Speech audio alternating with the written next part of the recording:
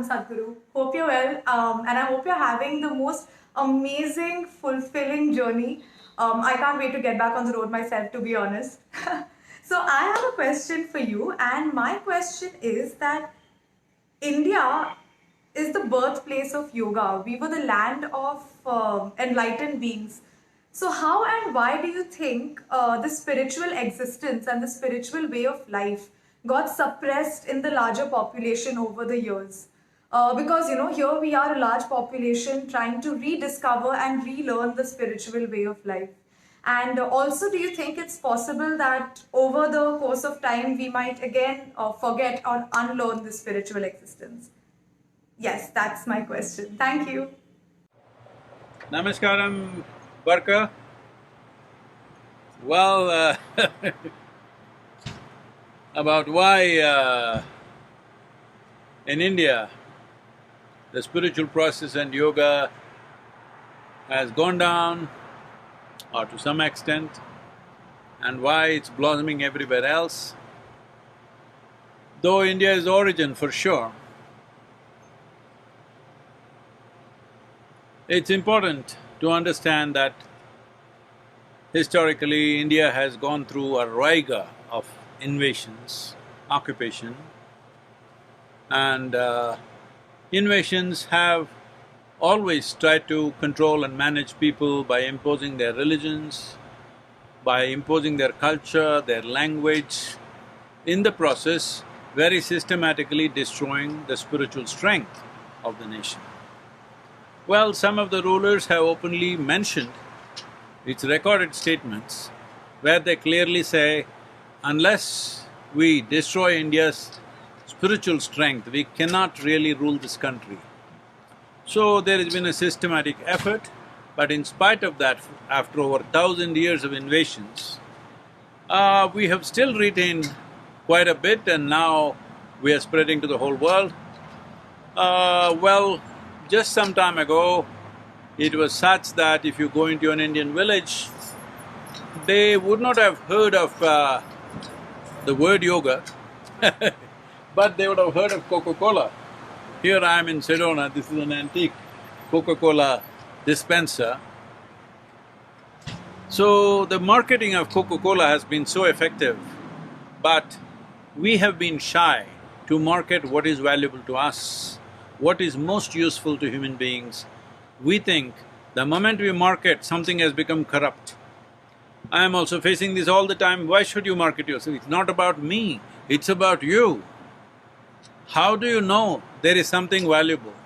My way of looking at life is, if there is water in my well and you are thirsty, I think it's my business to go on my rooftop and shout that there is water here.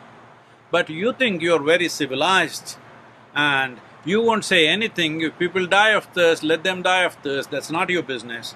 I am not that kind of a human being, my humanity overflows, so I scream.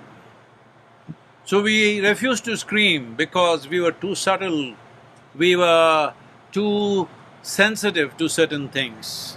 And that's one reason why things have happened elsewhere and not so much in India, now it's beginning to happen.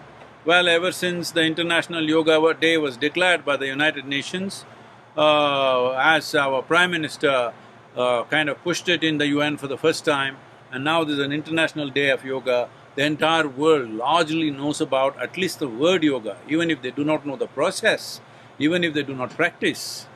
But still, yoga means people are thinking physical twisting and turning.